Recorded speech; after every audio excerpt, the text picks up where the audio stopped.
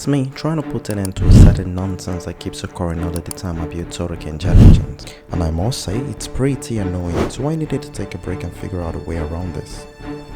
For quite a while now on the channel, I focused more on building Todoken challenges, and I must admit I've been pretty successful with it, but there's always a problem in the end. Come here, let me tell you something. You see, a jet engine works with the same principle as an internal combustion engine.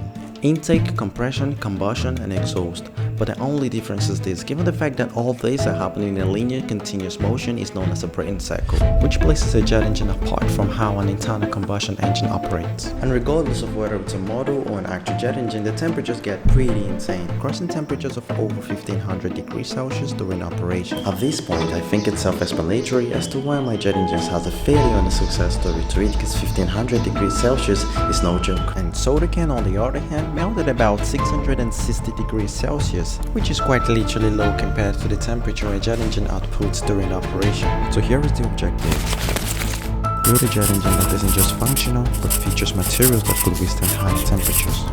And with just that in mind, I immediately hopped on cheap and started designing.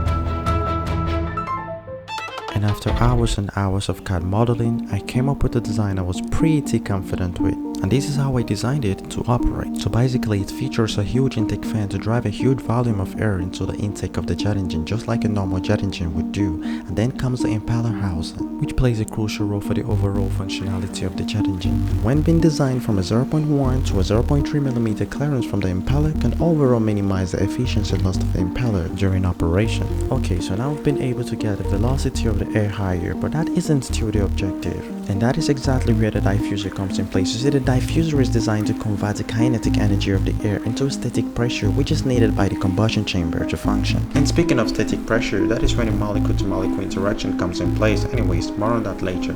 And here is the stator vane that is designed to direct the hot expand gas pressure from the combustion chamber to strike the turbine at a certain angle and create a rotational motion. And with our system almost completed, then comes the turbine, which basically converts the kinetic energy coming from the expanded hot gas pressure from the combustion chamber to spin the turbine, which in return spins the shaft and keeps the cycle all going. Did you remember when I spoke about the molecule-to-molecule interaction? This was exactly what I was talking about. The ability to get every single fuel molecules to interact with every single air molecules to give us proper combustion. Now with our mixture ignited, our jet engine is up and running. And once the combustion chamber has gotten to a certain temperature, the spark plug can then find the switch off, since the internal temperature can now sustain combustion. And here comes the housing of the jet engine, which will be built out of Todoken to protect the internal structure while it operates. Once I was done CAD modeling the parts, I then hopped on JLCPCB's website, that happens to be the sponsor of today's video, to complete the process. Over on JLCPCB's website, I then navigated to the section that handles 3D printing, which is JLC3DP. Then clicked on here and dragged my project STL files in. I then waited for the project files to upload, which took some couple seconds, but once it was done, I then imputed my specifications, which are basically just a material type and the descriptions, and then submitted the order. Okay, great news. So now the part has been approved, and all there is left to do is wait for it to get manufactured and shipped out. But this is basically 8 days after, and I just got notified that the order is out for delivery, and I'm really excited to see how it turns out. Shortly, the package was delivered, and here it is.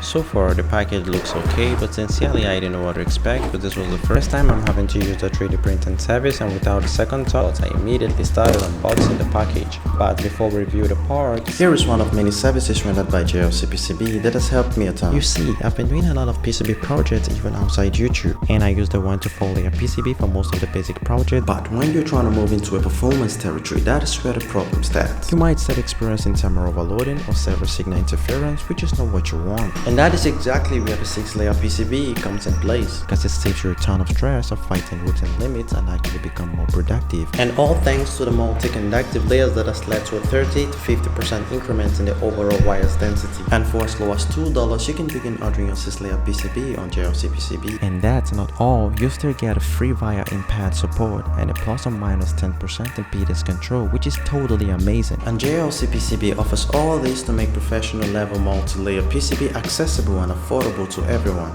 Come on, go use the link in the description to sign up to JLCPCB today and get your $123 new user coupon and your extra $30 user coupon for the 6-layer PCB order.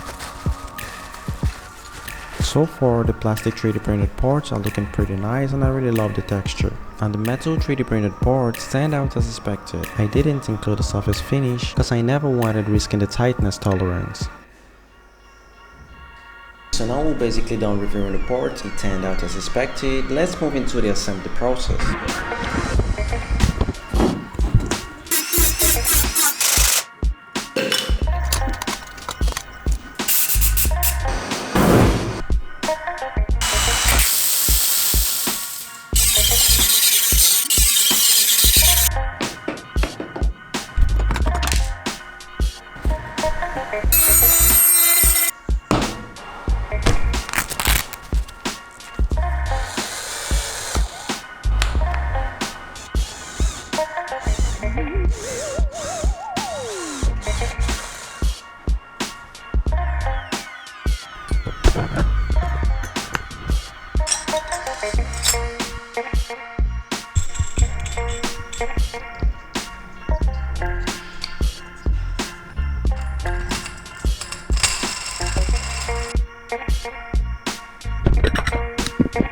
Okay, so now we're basically done building the major parts.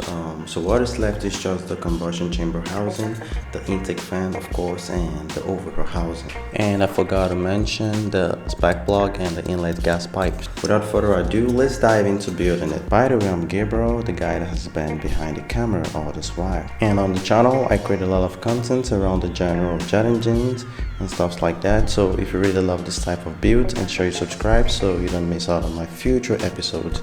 And thanks for having you on here. Let's get back to the video.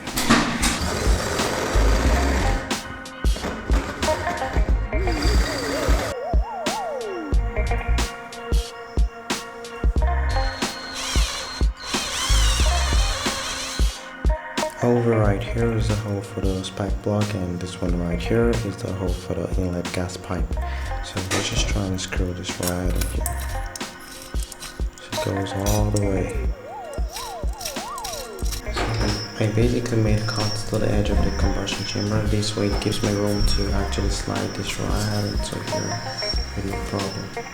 And right at this spot is where it gets really hard to get in there. And that is actually what we want here. And that's exactly how it comes together. And right on top of the combustion chamber, underneath the housing, some holes will be made right here and down there. And with the holes all done, let's just go ahead and slide this right on top. So this goes right here, slides so smoothly and requires a lot of pressure. It's going gradually.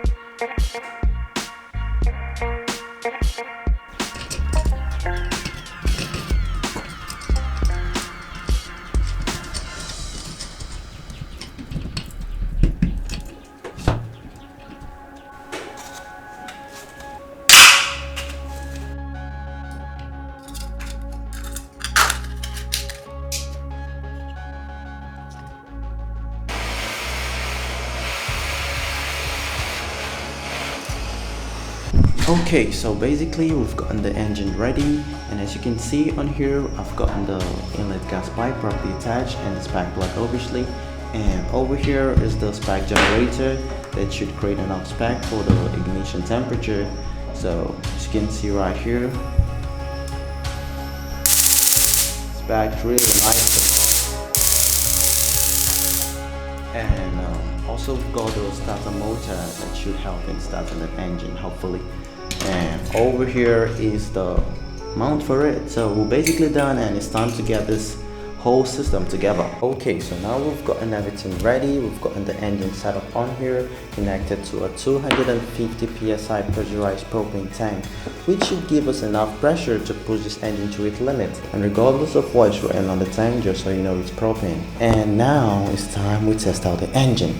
But just so you know, I'm just basically trying to push the engine to its limit to kind of like see the possible outcome and see the material's durability to see if it does handle high temperatures. So without further ado, let's go continue the test process. Starting off the test, opening the gas just a little bit. Okay, I've gotten it rolling out. Let's throttle it just a little bit.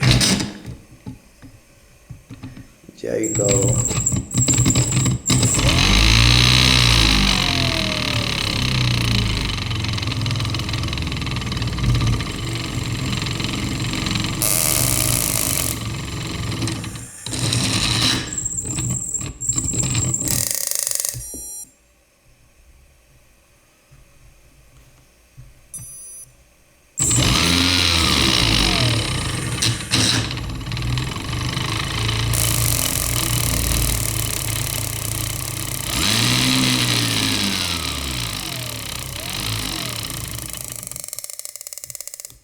So our ignition failed and we have to use 3, 2, 1, go.